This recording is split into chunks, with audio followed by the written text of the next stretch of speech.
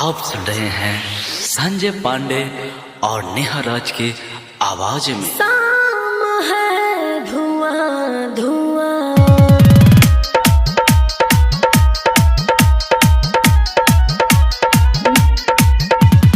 Ritesh Jha